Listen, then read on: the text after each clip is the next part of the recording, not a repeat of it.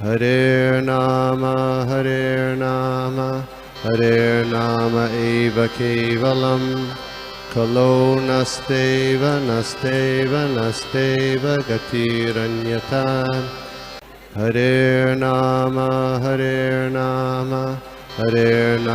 eva kevalam, kalo nasteva nasteva nasteva gatiranyata.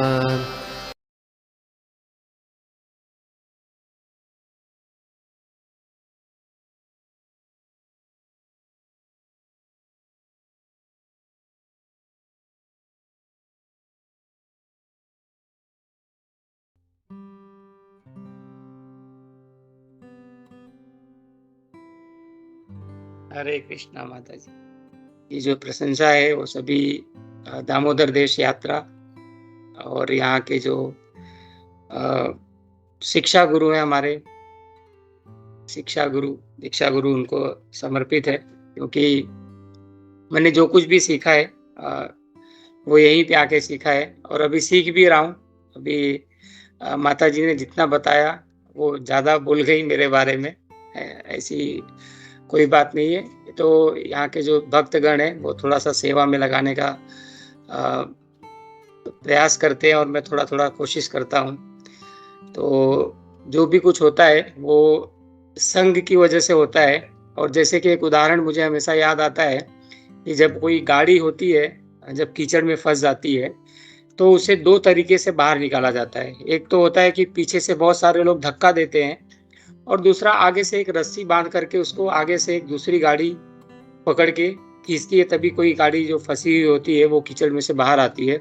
तो उसी प्रकार हम भी उसी तरह उस गाड़ी की तरह कीचड़ में फंसे हुए हैं और हमारे जो भक्तगण हैं जो यहाँ पे साथ में रहते हैं दामोदर देश यात्रा में, वो सभी भक्त जो है हमें पीछे से पुश करते हैं, पीछे से धकेलते हैं और आगे से जो गुरु और शिक्षा गुरु और दीक्षा गुरु की जो कृपा रूपी जो रस्सी होती है उसके माध्यम से हम आगे खींचे जाते हैं।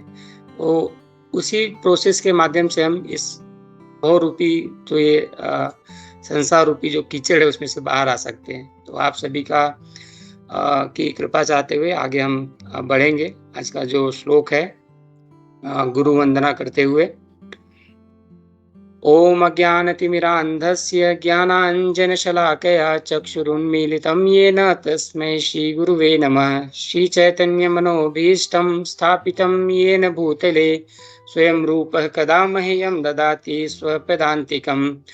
वन्देऽहं श्रीगुरोः श्रीयुतपदकमलं श्रीगुरून् वैष्णवांश्च श्रीरूपं साग्रजातं सहगण रघुनाथान्वितं तं सजीवं साद्वैतं सावधूतं परिजनसहितं कृष्णचैतन्यदेवं श्रीराधाकृष्णपादान् सहगण ललिता श्रीविशाखान्वितांश्च। हे कृष्ण करुणा सिन्धो दीनबन्धो जगत्पते गोपेश गोपिकान्त राधाकान्त नमोऽस्तुते। तप्त काञ्चन गौरांगी राधे वृन्दावनेश्वरी वृषभानुसुते देवी प्रणमामि हरिप्रिये। वाञ्छाकल्पतरुभ्यश्च कृपा सिन्धुभ्येव च पतितानां पावनेभ्यो वैष्णवेभ्यो नमो नमः। जय श्री कृष्ण चैतन्य प्रभु नित्यानंद श्री अद्वैत गदाधर श्रीवासादि गौर भक्त वृंद। हरे कृष्णा कृष्ण कृष्ण हरे हरे, हरे राम राम राम हरे हरे। ओम नमो भगवते वासुदेवाय, ओम नमो भगवते वासुदेवाय, ओम नमो भगवते वासुदेवाय। नारायणं नमस्कृत्यं नरं चैव नरोत्तमं देवीं सरस्वतीं व्यासं ततो जयमुदीरयेत्। नश्च प्रायेषु अभद्रेषु नित्यं भागवत सेवया भगवती उत्तम श्लोके भक्तिर्भवति नैष्ठिकी, भक्तिर्भवति नैष्ठिकी। तो आज हम सभी का सौभाग्य है कि आज के इस विशेष दिन पर जगन्नाथ रथ यात्रा जो प्रारंभ हो रही है उसके अवसर पर हम सभी जो है श्रीमद् भागवतम के इस श्लोक का और जो श्रील प्रभुपाद जी ने उसका जो अनुवाद और उसका जो तात्पर्य दिया हुआ है उसको हम पठन करेंगे और उसके विषय में थोड़ी सी बातें करेंगे। तो आप सभी की कृपा चाहता हूँ स्कंद 2 अध्याय 7 और श्लोक संख्या 28 और 29। तो अध्याय का जो शीर्षक है वो विशिष्ट कार्यों के लिए निर्दिष्ट अवतार। श्लोक संख्या 28। यद्वै व्रजे व्रज पशून् विशतो यपीतान् पीलांस्त्वजीव यद् अनुग्रह दृष्टिवृष्ट्या तच्छुद्धेति विषवीर विलोल जिह्वम् उच्चाटयिष्यदु रंग विहरन हृदिन्याम। और जब ग्वालों तथा उनके पशुओं ने यमुना नदी का विषैला जल पी लिया और जब भगवान ने अपने बचपन में अपनी कृपा दृष्टि से ही उन्हें जीवित कर दिया, तब यमुना नदी के जल को शुद्ध करने के लिए ही वे उसमें मानो खेल खेल में कूद पड़े। उन्होंने विषैले कालिया नाग को दंड दिया जो अपनी लपलपाती जीभ से विष की लहरें निकाल रहा था। भला परमेश्वर के अतिरिक्त ऐसा महान कार्य करने में और कौन समर्थ है। श्लोक संख्या 29। तत्कर्म दिव्यम इव यन्निशयानम दावाग्निना शुचिवने परिदह्यमाने उन्नेष्यपि व्रजमतो अवसितान्त्यकालम नेत्रे पिदाभ्य सबलो अनधिगम्य वीर्यः। कालिया नाग को दंडित करने के दिन ही रात्रि के समय जब ब्रज भूमि के समस्त वासी निश्चिंत होकर सो रहे थे, तो सूखी पत्तियों के कारण जंगल में अग्नि धधक उठी और ऐसा लगा मानो उनकी मृत्यु अवश्यंभावी हो। किंतु आंखें बंद करके बलराम जी के साथ भगवान ने उन सबको बचा लिया। ऐसे हैं भगवान के अलौकिक कार्यकलाप। तो यहाँ पे ये जो 2 श्लोक हैं, इसमें एक में जो है कालिया मर्दन का वर्णन है और दूसरे में जो है दावाग्नि पान। तो ये जैसा कि हम कोई मूवी जब आती है तो उसका जो ट्रेलर होता है ना, तो उसमें बताया जाता है कि अभी ऐसा दिखाया जाएगा उस मूवी में, तो सब उससे आकर्षित होते हैं। तो ऐसा ही ये यहाँ पे जो दूसरे स्कंद में संक्षेप में जो है भगवान के जो कार्यकलाप हैं उसका वर्णन किया गया है। और आगे जब हम पहुँचते हैं 10वें स्कंद में, तो उसमें यहाँ पे जो कुछ भी बताया जा रहा है उसका विस्तृत वर्णन जो है वो 10वें स्कंद में हमें देखने को मिलता है। तो यहाँ पे जो पहला श्लोक है उसमें खास करके भगवान की कृपा दृष्टि के बारे में वर्णन किया गया है। और जब भी मैं श्लोक का अनुवाद जब पढ़ रहा था, तो जैसे यहाँ पे कृपा दृष्टि की जो बात आती है, तो मुझे एक कवि हैं, मैंने बचपन में उनकी जो कविता है वो पढ़ी थी, स्कूलों में पढ़ाई जाती थी। तो वहाँ पे बताते हैं कि वहाँ पे एक लाइन आती है उनकी जो कविता है, उसमें आती है कि पढ़ती है मेरी दृष्टि जिधर, हंसने लगती है सृष्टि उधर, और मैं जब भी मूंदता हूँ लोचन, छा जाता चारों ओर मरण। तो ये भगवान जब जाते हैं द्वारका में, भगवान जब जाते हैं हस्तिनापुर में शांति दूत बन करके, तो उस समय जब दुर्योधन जो है उन्हें बांधने के लिए अपने सैनिकों को आदेशित करता है, तो उस समय वो अपना जो विराट रूप दिखाते हैं। और फिर वो ये जो कविता है, उस जो कवि ने ये जो कविता लिखी, तो काफ़ी लंबी कविता है, तो उसमें से ये जो 2 लाइन मैंने बताया, तो वहाँ पे भगवान की वो बताते हैं कि जैसे भगवान की जब कृपा दृष्टि किसी के ऊपर पड़ती है, तो वो जो है जीवित हो उठता है। तो ऐसे ही यहाँ पे भगवान भी जब यमुना नदी के विषैले जल में से जब अपने मित्रों पर या पशुओं पर जब दृष्टि डालते हैं, तो वो सभी जीवित हो जाते हैं और उस जल को भी वो शुद्ध कर देते हैं, खाली दृष्टि डालने मात्र से। और जैसे कि हम सृष्टि संरचना में देखते हैं कि भगवान जब अपनी दृष्टि डालते हैं, तो सारी जो वस्तुएं रहती हैं, जो निर्जीव रहती हैं, वो सभी जो है स्वचलित हो जाती हैं। तो ये भगवान की जो दृष्टि है उसका कमाल है। और यहाँ पे भगवान के कार्यों के बारे में बताया गया है। जो दूसरा जो श्लोक है उसके अंतिम जो लाइन है उसमें लिखा गया है कि ऐसे हैं भगवान के अलौकिक कार्यकलाप। और तात्पर्य में भी यहाँ पे बताया गया है कि भगवान जो बहुत ही प्रसिद्ध श्लोक है श्रीमद् भगवद गीता में, जब भगवान बताते हैं जन्म कर्म च मे दिव्यम एवं यो वेति तत्वतः त्यक्त्वा देहम पुनर्जन्म नयति मामेति सो अर्जुन। तो यहाँ पे तात्पर्य में भी वही श्लोक प्रभुपाद जी ने यहाँ पे कोट किया है। तो हमें यहाँ पे एक बात समझनी चाहिए कि हम हर समय किसी न किसी व्यक्तित्व के बारे में सुनते रहते हैं या बोलते रहते हैं या मनन करते रहते हैं।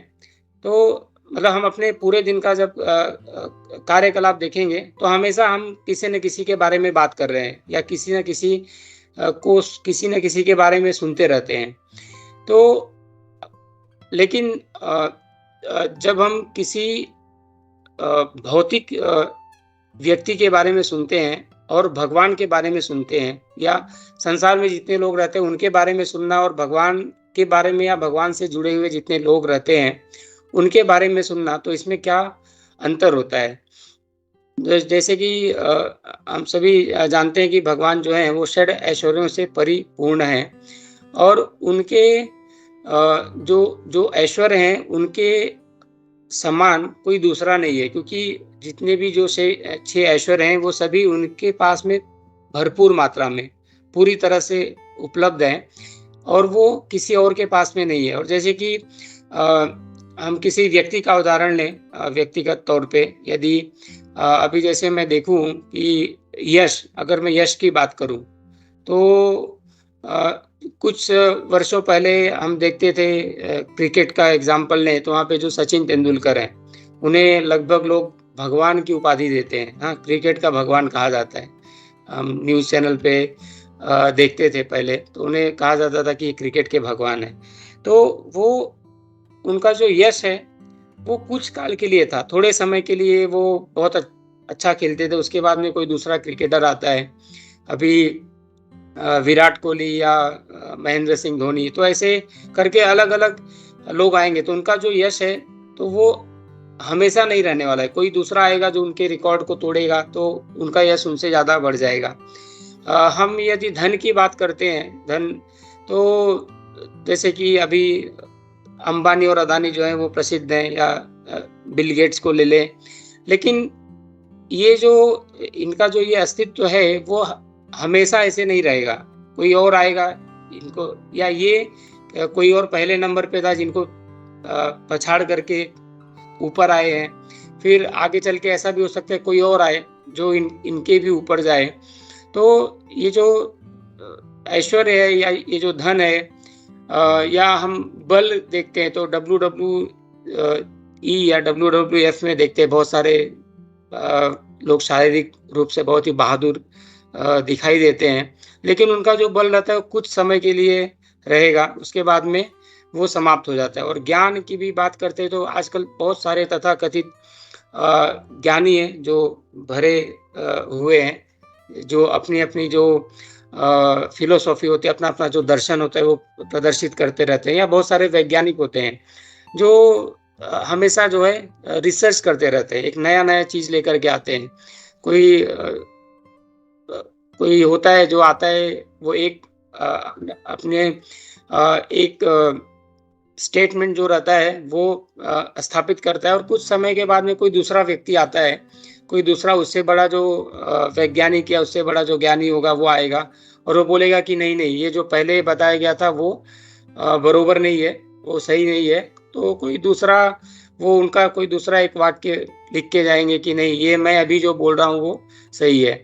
तो ये सारी चीज़ें हो सकता है कि हम इस भौतिक जगत में हमें दिखाई दे कुछ कुछ मात्रा में, लेकिन जो सबसे मुख्य चीज़ होती है, जो भगवान का जो सबसे बड़ा जो उनकी जो विशेषता है, जो ऐश्वर्य है, वो है वैराग्य। तो वो जो विरक्ति, वो जो वैराग्य है, वो इन सभी में देखने को या इस भौतिक संसार में इतनी बड़ी मात्रा में जिसके पास इतना सब कुछ हो, और वो तुरंत जो है छोड़ के चले जाए, ये बहुत ही कम या ना के बराबर हम कह सकते हैं कि वो देखने के लिए हमें मिलती है। तो अ, जब ये जो 6 ऐश्वर्य बताए गए, तो इन 6 ऐश्वर्यों से जो भगवान जो है पूरी तरह से परिपूर्ण है। और हम उदाहरण के तौर पे देखते हैं कि जब भगवान जो हैं, जैसे कि उनका राज्याभिषेक होना है और उसके उसी दिन जैसे उन्हें पता चलता है कि मुझे कल वन में निकल जाना है, तो उन्हें न ही उनका राज्याभिषेक होना है ये सुनकर के वो बहुत ज़्यादा हर्षित हुए, न ही उन्हें वन में चले जाना है ये सुनकर के वो दुखी हुए। तो वो दोनों भी अवस्थाओं में समभाव रहे, उनमें उनमें कोई अंतर नहीं आया। तो ये भगवान का जो ऐश्वर्य है वो सबसे महत्वपूर्ण है।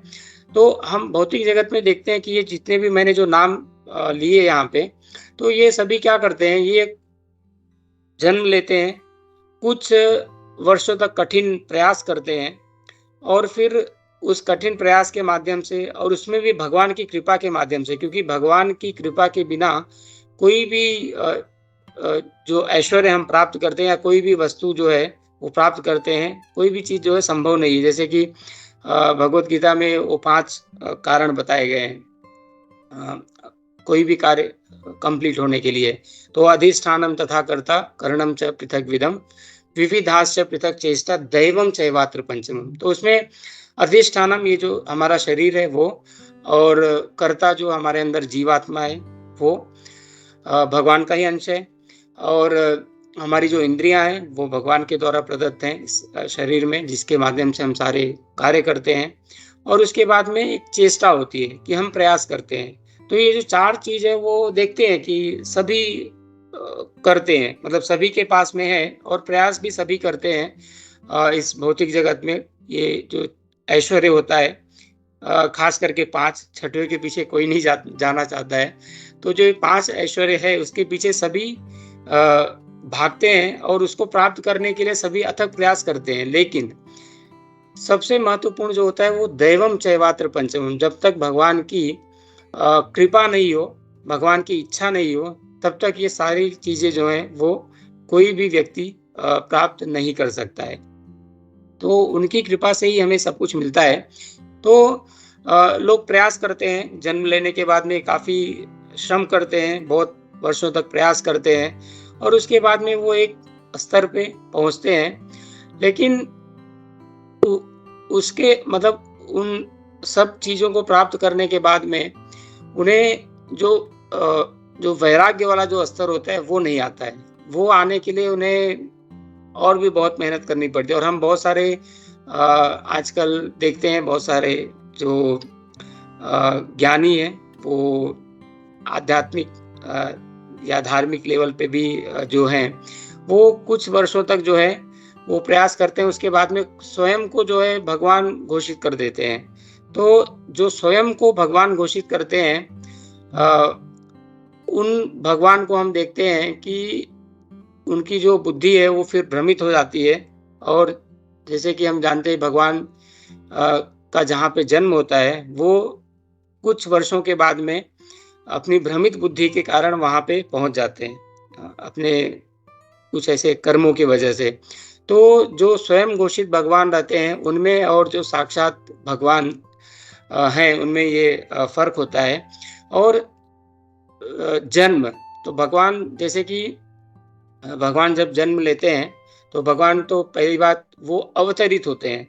मैं अपने कुछ मित्रों को जानता हूँ, जब वो किसी को जन्मदिन की बधाई देते हैं तो वो उनका आजकल जो मोबाइल व्हाट्सएप होता है उस पे स्टेटस में लोग लगा देते हैं, उनकी फोटो लगा देंगे और फिर उसके नीचे लिख देंगे कि अवतरण दिवस की बहुत सारी शुभकामनाएं। तो मैंने एक व्यक्ति से पूछा, मेरे एक मित्र है, उनसे पूछा कि ये अवतरण मतलब इनका अभी अवतरण हुआ तो इसके पहले ये कहाँ थे और ये कहाँ से अवतरित हुए।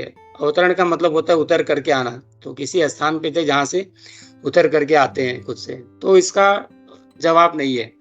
तो भगवान जो हैं वो अवतरित होते हैं। उनका जैसे हम 9 महीनों तक माता के गर्भ में जो गर्भ के अंदर का जो संतराश होता है वो झेलते हैं और उसके बाद में हम कर्म के फलस्वरूप जो है वो बाहर आते हैं, उसके द्वारा खींचे जाते हैं। लेकिन भगवान जो है वो अवतरित होते हैं और बताया गया है कि भगवान जब कारागार में उस जो अंधेरा जो स्थान था जहाँ पे भगवान जब प्रकट होते हैं तो वो इतना प्रकाशित हो जाता है कि मानो बहुत सारे सूर्य जो हैं वो एक साथ में वहाँ पे उदित हो गए हों। तो वहाँ पे बहुत ही सुंदर एक श्लोक है जहाँ पे भगवान जब जन्म लेते हैं तो वो किस प्रकार से दिखते हैं और जब हम जन्म लेते हैं तो हम रोते हैं। तो जैसे कि होता है ना कि अगर कहीं पे कोई क्लास चल रही हो और वहाँ पे कोई व्यक्ति बाहर से रोता हुआ आए, तो हम सभी लोग सोचेंगे कि अरे ये क्या हो गया? क्यों रो रहे हो? है ना? हम सभी नॉर्मली पूछेंगे कि क्यों ऐसा इतनी ज़ोर-ज़ोर से क्यों रो रहे हो? लेकिन तो रो रहा है मतलब उसे बहुत कष्ट ही था। वो जहाँ से आया है उसे वहाँ पे बहुत कष्ट था, इसकी वजह से वो आकर के वो रोते हुए आ रहा है। और यदि कोई बालक है जो जन्म ले और जन्म के समय रोए नहीं, तो बाकी लोगों को चिंता हो जाती है और वो चाहते हैं कि ये रोए। तो सभी उन्हें रुलाना चाहते हैं, लेकिन भगवान जब प्रकट होते हैं, तो वो बहुत ही सुंदर श्लोक है जिसके द्वारा वहाँ पे बताया गया है तम अद्भुतम बालकम अम्बुजेक्षणम चतुर्भुजम शंख गदा उदायुधम श्रीवत्सलक्ष्मं गलशोभिकौस्तुभं पीताम्बरं सान्द्रपयोधसौभगं महार्घ वैदूर्य किरीटकुण्डलं त्वचा परिस्वक्त सहस्रकुन्तलम् उद्दाम काञ्चन कंकणादिभिः विरोचमानम वसुदेव अक्षर। तो वसुदेव जी ने भगवान को इस रूप में देखा कि जहाँ पे वो चतुर्भुज रूप धारण किए और अपने सारे जो उनके आभूषण हैं उसको पहने हुए वो साक्षात वहाँ पे प्रकट होते हैं और उसके बाद में वो वसुदेव के आग्रह पे वसुदेव के आग्रह पे वो एक बालक का स्वरूप धारण करते हैं। तो यहाँ पे भगवान का जन्म जो है, जैसे जन्म कर्म च मे दिव्यम, तो भगवान के जितने भी कार्य हैं वो भी अलौकिक हैं। तो वो जैसे कि यहाँ पे उन्होंने जन्म लिया और उसके बाद में उन्होंने जितने भी कार्य किए, तो सारे जो कार्य हैं जब हम उनको सुनते हैं तो वो उन्हें ऐसा भौतिक स्तर का कार्य नहीं कहा जाता। वो सभी जो हैं वो आध्यात्मिक उनकी लीला है और ये ऐसी लीला है कि जिसे सुन करके जो भी ये बद्ध जीव हैं, जैसे कि हम सभी बद्ध जीव हैं, हम उनके इस लीलाओं को सुनते हैं और एक बार नहीं बार-बार सुनते हैं। जैसे कि किसी भौतिक जीव के बारे में जब हम सुनते हैं तो हम कितनी बार सुनेंगे? 1 बार 2 बार सुनेंगे, उसके बाद में हम या जैसे कोई मूवी आती है तो हम किसी एक मूवी को कितने बार देख सकते हैं? 1-2 बार से ज़्यादा कोई नहीं देखेगा।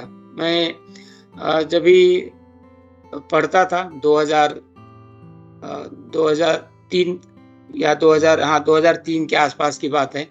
तो मैं जहाँ पे रहता था, मुंबई में रहता था, तो मुंबई में मेरे बगल में एक रेंट पे रहने आए थे।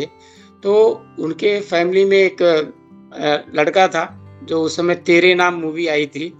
तो वो लड़का जो है वो लगातार वो है पूरे दिन तेरे नाम मूवी देखते रहता था।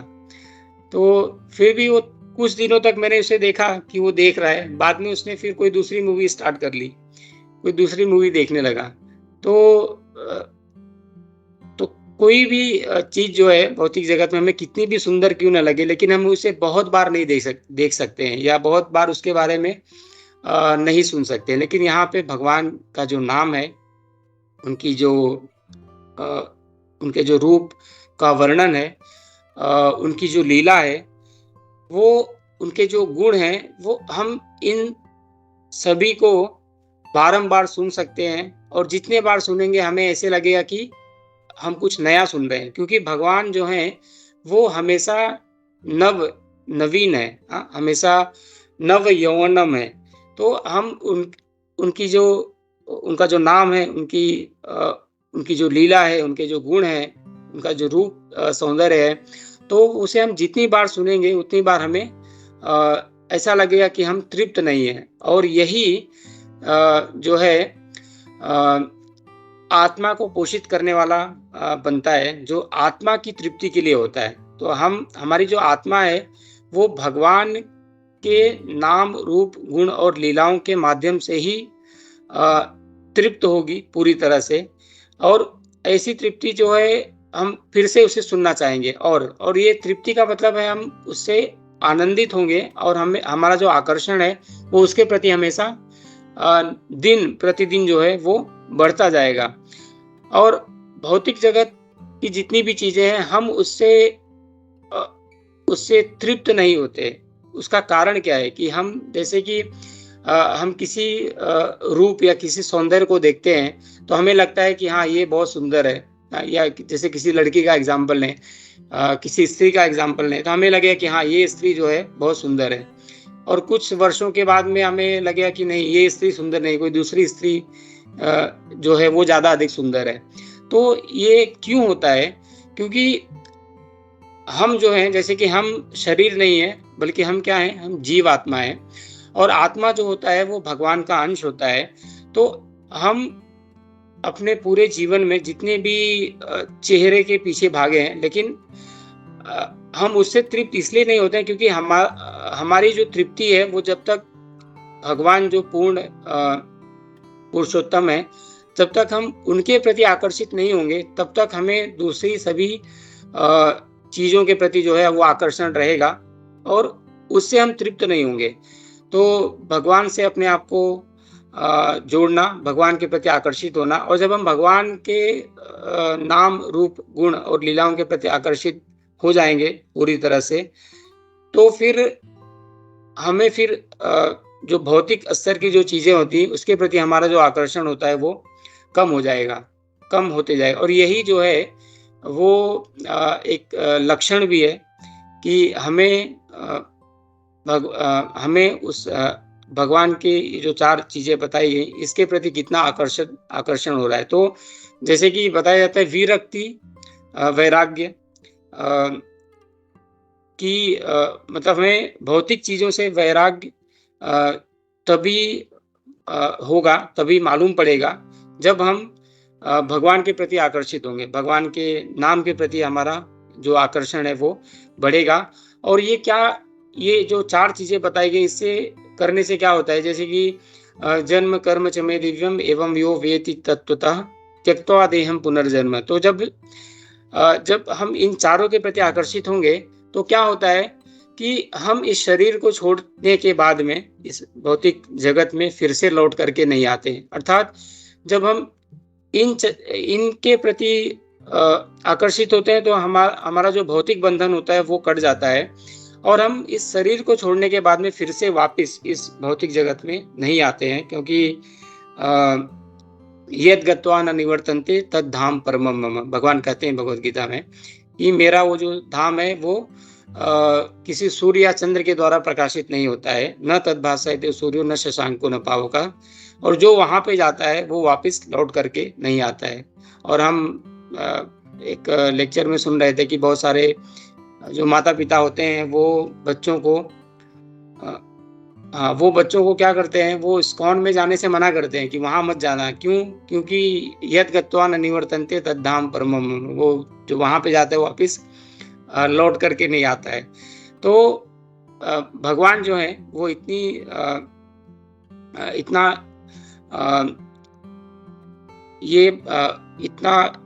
बताते हैं कि मतलब उन्होंने इतनी व्यवस्थाएं की हैं, और अपने भक्तों के माध्यम से। तो भगवान जो है हमारे जीवन में उन्होंने भगवत गीता जैसा ज्ञान दिया। उसके बाद में उन्हें समझने के लिए, उन्हें समझाने के लिए हमारे पास श्रील प्रभुपाद जैसे आचार्य भेजे, और उनके जो अनुगत जो गुरुवृंद है उनको उन्होंने भेजा, और उनके माध्यम से हम उनकी लीलाओं को श्रवण करके, उनके नाम का जप करके इस भौतिक संसार की जो बंधन है उसको काट सकते हैं, और उनमें से मुक्त होकर के उसमें से बाहर आ सकते हैं। और समय हो गया है, तो मैं आप सभी का बहुत बहुत धन्यवाद दूंगा। और यहाँ पे जो कुछ भी अच्छा लगा वो सभी जो है आचार्यों के माध्यम से सुना हुआ है। कोई बात अच्छी नहीं लगी हुई तो वो मेरी तरफ से गलती होगी तो मुझे क्षमा करिएगा। हरे कृष्णा कृष्ण कृष्ण हरे हरे, हरे राम राम राम हरे हरे। ग्रंथराज श्रीमद् भागवतम की जय, श्रील प्रभुपाद की जय, समवेत भक्त वृंद की जय। हरे कृष्ण। हरे कृष्णा प्रभु, दंड प्रणाम। बहुत ही सुंदर क्लास था प्रभु। और ये जो भगवत गीता का श्लोक जो आपने बताया, अधिष्ठानम तथा कर्ता, ये मतलब एक रिमाइंडर श्लोक हुआ प्रभु। मतलब जैसे आपने बताया, जब तक लॉर्ड की कृपा नहीं होती तब तक कितना भी हम लोग प्रयास करें वो नहीं होता। तो ये एक श्लोक बहुत ही इम्पोर्टेंट श्लोक आपने वापस याद दिलाया प्रभु। तो इसको हम कंटेस्ट करेंगे, और जब भी हमारे जैसे हम सोचते ऐसा जब नहीं होता तो हम इस श्लोका को याद करेंगे कि भगवान नहीं, मतलब भगवान के अभी तक कृपा होना बाकी है।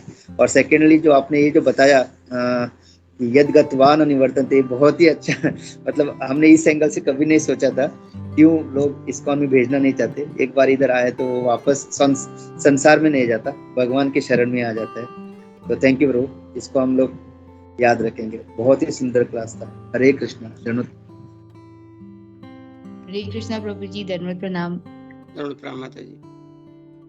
प्रभु जी, लेक्चर में आपने एक पॉइंट बताई थी, उस पे मेरा प्रश्न था कि जैसे अवतरण के बारे में आपने बताया था, तो प्रश्न ये था कि जैसे आपने कहा कि जब माता के गर्भ से जब नवजात शिशु जन्म लेते हैं तो वे अगर रोए नहीं तो सब मतलब परेशान होते हैं कि ये रो क्यों नहीं रहा।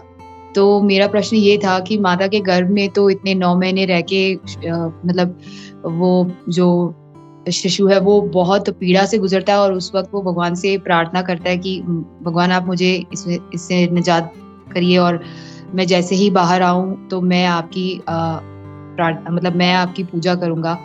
तो जब वे जन्म लेते हैं तो फिर वे क्यों रोए जब वे बाहर आ चुके हैं? के अंदर माता जी बहुत कष्ट था तो कष्ट में से बाहर आने के बाद आदमी रोता ही है, और नहीं रोता है तो उसे रुलाया जाता है। यहाँ पे हम देखते हैं कि डॉक्टर उसे फिर उल्टा टांग के मारता है कि रोए, आवाज आनी चाहिए, रोना चाहिए। तो वो अंदर भले ही प्रार्थना करता है और बाहर आने के बाद में वो रोता है, लेकिन अंदर वो प्रार्थना करता है, और बाहर आने के बाद यदि उसे संग नहीं मिलता है तो वो कष्टकारक होगा। तो प्रार्थना करके आता है, और अगर जो परिवार है यदि वो कहीं पे इसके बारे में जानता है कि वो बच्चा जो है अंदर बहुत कष्ट में था और वहां पे वो प्रार्थना कर रहा था, तो यदि उसे कृष्ण भावनामृत में लगाएंगे, या उसे ऐसा परिवार में जन्म मिले जहाँ पे बचपन से ही जो है भगवान की भक्ति हो रही है, तो उसका कष्ट जो है वो कम होगा। और वो रोना इसलिए भी होता है कि ये जो भौतिक संसार है ये जो है वो कष्टकारक है। हमेशा जो है हमें मोड़ मोड़ पे, जैसे पदम पदम विपदाम जो श्लोक में बताया गया है कि वो हर पद पे जो है वो विपत्ति है। तो कष्ट आते ही रहेंगे, और उसे झेलने का जो कहते हैं ना जो मार्ग है, या उसे झेलने की जो शक्ति है वो हमें भगवान से ही प्राप्त होगी।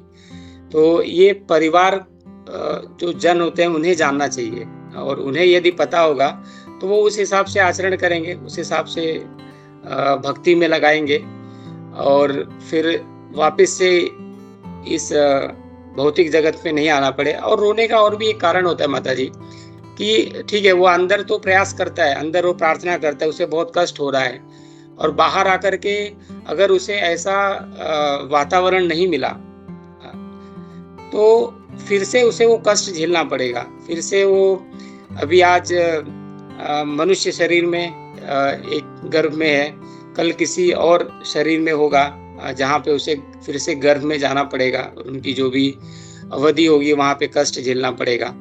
तो उसमें से बाहर आने के लिए तो भगवान और उनके जो भक्त हैं उसके माध्यम से ही वापस जाने का जो मार्ग है वो प्रशस्त होता है। तो यही शरीर है, इसमें से ही हम बाहर निकल सकते हैं, ये जो भौतिक जगत है उसमें से। नहीं तो फिर से पुनः जो है शरीर नया अलग अलग धारण करना पड़ेगा। हरे कृष्ण।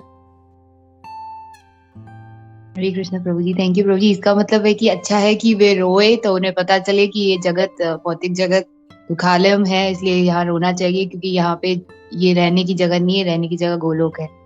थैंक यू प्रभु जी। हरे कृष्ण। हरे कृष्णा। जया के क्वेश्चन से मुझे एक मटेरियल ऐसे ही जस्ट पॉइंट सडनली याद आया, स्लाइड कनेक्टेड जैसा है कि जैसे प्रभु ने बताया, और एक्चुअली में बच्चा रोता है वो नेचुरल होता है, और नहीं रोता तो जैसे हमें पता है कि बच्चे को उल्टा लटका के भी उसको रुलाते हैं यानी से। तो ये ऐसी बात होगी कि अगर अभी इतने महीने 9 महीने पेट में रह के उसके बाद में अगर निकलेगा, तो ये ऐसा हो गया कि कोई अगर लिफ्ट में बंद हो जाता है तो वो घबरा के जब बाहर निकलेगा तो वो रोने ही वाला है। ऐसा नहीं वो हंसते हुए चेहरा रखेगा, नहीं, वो घबराहट के हिसाब से भी वो रोने वाला है। तो वो लिफ्ट से निकले तो रोएगा, उसी तरह ये 9 महीने अंदर रहेगा तो बाहर निकल के बच्चा रोने ही वाला है। तो ये नेचुरल एक होता ही है। जया, हरे कृष्ण। जी माता जी, थैंक यू। हरे हरे कृष्ण प्रभु जी, मधुर प्रभु जी, धन्यवाद, बहुत बहुत धन्यवाद प्रभु। मैं एंड का थोड़ा सुन नहीं पाया, मैं थोड़ा बिजी हो गया था, काम में कोई आ गया था, तो एंड का सुन नहीं पाया, लास्ट का 10-15 मिनट। लेकिन जितना सुना मेरे को बहुत अच्छा लगा प्रभु, आपने बहुत अच्छे से जो एग्जाम्पल वगैरह दिए, और बहुत ही एकदम ऐसा आज के ऐसे संबंधित जैसा है, जो छोटे छोटे श्लोक हैं वो बस खाली एक ट्रेलर के समान है। तो इसमें पूर्ण जो है भगवान की लीलाओं का वर्णन नहीं है, खाली छोटा छोटा ब्रीफ इसमें है, और इससे हम लोग इस ट्रेलर से आइडिया लगा सकते हैं कि भगवान का जो लीला है कितना अद्भुत होगा। और वो फिर अलग अलग जगह पे फिर भागवतम में जो है, जैसे में भगवान नरसिंह देव का वर्णन है, भगवान कृष्ण का वर्णन है। तो वेरी नाइसली, बहुत अच्छे से आपने बताया।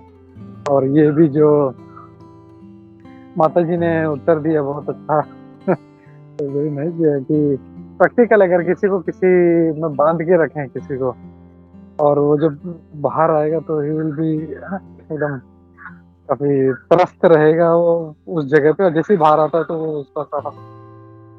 और ये जैसे बहुत अच्छा ये भी बताया कि डॉक्टर लोग उसको नहीं रोता है तो उसको मारते हैं, उसको उल्टा लगता है कि भाई रो तो बहुत अच्छा एग्जाम्पल था। तो थैंक यू माता जी, थैंक यू प्रभु जी। ऐसे काफी टाइम के बाद आए हैं प्रभु, ऐसे ही थोड़ा टाइम अपना समय निकालिए हमारे लिए, और आते रहिए प्रभु। हरे कृष्ण। हरे कृष्ण। प्रणाम। वो एग्जाम्पल कुछ ऐसा था कि जैसे माता जी बता रही थी कि हम बहुत अच्छी सेवा करते हैं, या जैसे किसी को ऐसे लगे कि नहीं हम बहुत अच्छी सेवा कर रहे हैं, इस्कॉन में कनेक्टेड है, बहुत अच्छा प्रीचिंग कर रहे हैं या बहुत अच्छा कीर्तन कर रहे हैं, तो वो उदाहरण खाली इसलिए था कि जैसे कोई गाड़ी होती है, यदि कीचड़ में फंस जाती है, तो कीचड़ में जब गाड़ी फंस जाती है तो उसे निकालना बहुत मुश्किल होता है। तो उसको निकालने के लिए 2 तरीका होता है। एक तो पीछे से बहुत सारे लोग धक्का देंगे, और आगे से रस्सी, जो आगे रस्सी बांध करके एक आगे से एक गाड़ी होगी जो खींचेगी। तो गाड़ी से उसको मतलब गाड़ी जब आगे चलेगी तो जो गाड़ी कीचड़ में फंसी है वो गाड़ी थोड़ी आगे जाएगी, जो आगे वाली गाड़ी रस्सी बांध के जब उसे खींचेगी, और पीछे से बहुत सारे लोग धक्का मारेंगे तो वो बाहर निकल जाएगी। तो हम यहाँ पे जो भी सेवा कार्य करते हैं, भगवान का कीर्तन हुआ, भजन हुआ, या ये क्लास हुई, या पठन हुआ, तो वो सभी जो है वो यहाँ पे जितने भी भक्त होते हैं जो संघ में रहने वाले, इस उनके कृपा की वजह से वो हमें पुश करते हैं। कभी कभी ऐसा होता है कि मेरा मन नहीं कर रहा है कि मैं यहाँ पे जाऊँ या किसी क्लास में जाऊँ, तो हमें एक दूसरे भक्त जो रहते हैं वो हमें फ़ोन करते हैं कि नहीं प्रभु चलना है। तो हमारी इच्छा नहीं भी है तो भी जब कोई फ़ोन करेगा सामने से तो हम जाना चाहेंगे कि ठीक है, भले उसको सामने से ना बोलने की इच्छा है लेकिन फिर ना नहीं बोल पाएंगे। तो ये होगा कि नहीं ठीक है, आज नहीं जाने की इच्छा, लेकिन फ़ोन आएगा तो बोलेंगे नहीं ठीक है चलते हैं। तो हमें जो सारे भक्तगण जो रहते हैं, जैसे गाड़ी को पीछे से धक्का मारते हैं ना, तो उसी प्रकार हमें भी पीछे से सारे भक्त जो रहते हैं वो पुश करते हैं कि नहीं नहीं, चलिए चलिए, आगे चलिए। और आगे से जो है वो गुरु कृपा रूपी जो रस्सी होती है, वो शिक्षा गुरु हो, दीक्षा गुरु हो, तो उनकी कृपा की वजह से वो हमें आगे से खींचते हैं, और पीछे से सबसे बड़ा जो हाथ होता है, वो जो भक्त रहते हैं, वो जो हमें पुश करते हैं भक्ति में आगे बढ़ने के लिए, वो होता है। तो यही उदाहरण था। हरे कृष्ण। काफी काफी अच्छा उदाहरण है ये। हम लोग देखते हैं कि भक्ति जीवन में हम लोग भी कभी कभी जो है स्टैग्नेंट हो जाते हैं हम लोग, तो तब एक पुश चाहिए होता है जो जो सिर्फ साधु संघ में हमको मिल सकता है। हम लोग भक्तों के संग में रहेंगे, डिवोटीज के एसोसिएशन में रहेंगे, तो ही हम लोग को मिलता है। ये कभी कभी जो है हम लोग माया हम पे प्रभावित हो जाती है, और हम लोगों को जो है हम लोग को थोड़ा सा जकड़ लेती है, और हमको लगता है कि हम जो कर रहे हैं सही कर रहे हैं।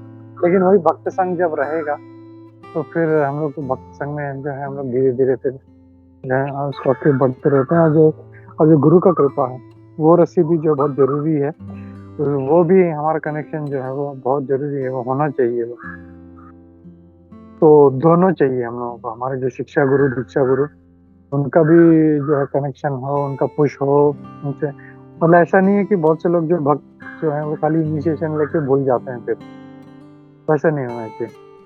तो कनेक्शन अपना जो है गुरु से बनाए रखे, उनसे इंस्ट्रक्शन लेते रहें, उनसे सीखते रहें। और कई बार ऐसा होता है कि जो हमारे जो दीक्षा गुरु हैं उनसे हम it's not possible practically ISKCON में कि हर समय हम उनसे टच में रहें। लेकिन इसीलिए जो ये शिक्षा गुरु हैं, ये हमेशा जो है हमारे साथ रहते हैं, हमको जो ना इंस्ट्रक्ट करते रहते हैं, बताते रहते हैं। तो आगे से खींचना और पीछे से धक्का मारना, दोनों भी बहुत अच्छा एग्जाम्पल दिया। Thank you Prabhu. Hare Krishna.